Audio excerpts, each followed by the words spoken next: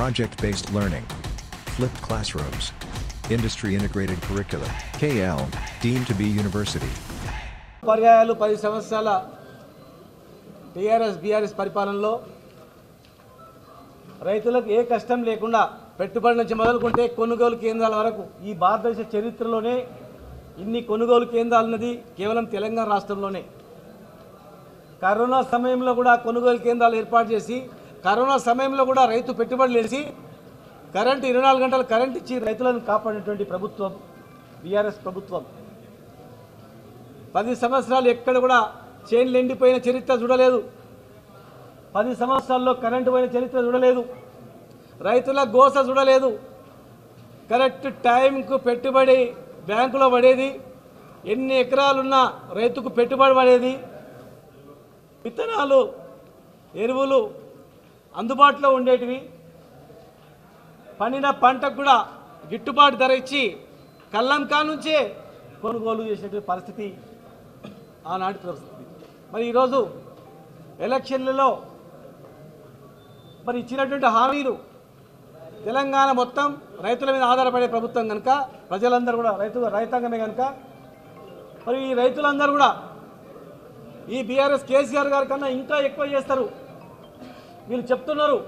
మరి ఇవన్నీ హామీలు నిజంగా నెరవేరితే మేము బాగుపడతాం కదా అనే ఆశతో రైతులు కదా ఇక్కడ లాభం ఎక్కువ ఉంటే అక్కడ ఉంటారు, ఆలోచన చేస్తారు. కష్టజీవులు కనుక మాకన్నా ఎక్కువ పెట్టుబడి ఇస్తాం, మాకన్నా ఎక్కువ రుణమాఫీ చేస్తాం, గిట్టుబాటు ధర ఇస్తాం అని చెప్పినందుకు అధికారంలోకి రావడం జరిగింది. మరి మేము అడుగుతా ఉన్నాం, వాళ్ళు ఇంకా గవర్నమెంట్ వచ్చిన 9 రోజుల్లోనే అమలు చేస్తామన్నా కూడా మేము కొత్త ప్రభుత్వం కనుక కొంత వెసులుబాటు కలిగియాలని చెప్పి 100 రోజులు టైం ఇచ్చాం. కానీ 100 రోజుల్లో రైతులు ఆత్మహత్యలు చేసుకుంటా ఉన్నారు, తల్లడిల్లిపోతూ ఉన్నారు, గుండెలు బాదుకుంటా ఉన్నారు. మరి రైతులను కాపాడాల్సిన బాధ్యత ఈ ప్రభుత్వాన్ని కనుక మేము ప్రభుత్వం ఇచ్చిన హామీ క్వింటాల్కు 500 రూపాయల బోనస్ ఇస్తానే దాన్ని వెంటనే క్వింటాలకు పండిన పంటకు క్వింటాలకు 500 రూపాయల బోనస్ ఇవ్వాలని మేము డిమాండ్ చేస్తూ ఉన్నాం.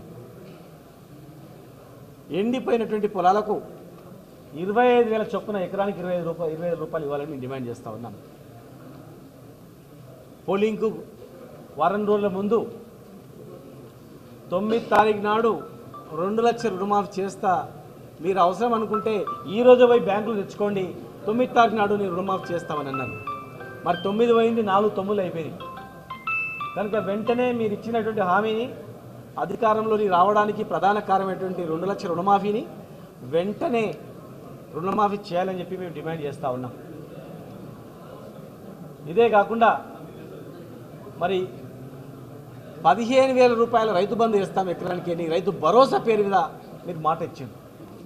మేము ఎకరాకు 10,000 ఇస్తే మీరు 15,000 అన్నారు. రైతు కనుక 15,000 వస్తే మనం ఇంకా బాగుపడతాం కదా ఆశతో మీ కోట్లేసి గెలిపించారు. మరి 9 తారీఖు నాడు వేస్తామన్నారు, ఏ లేదు. ఇవాళ డిసెంబర్ 9 పోయింది, జనవరి 9 పోయింది, ఫిబ్రవరి పోయింది, మార్చి పోయింది, ఏప్రిల్ దగ్గర వచ్చింది.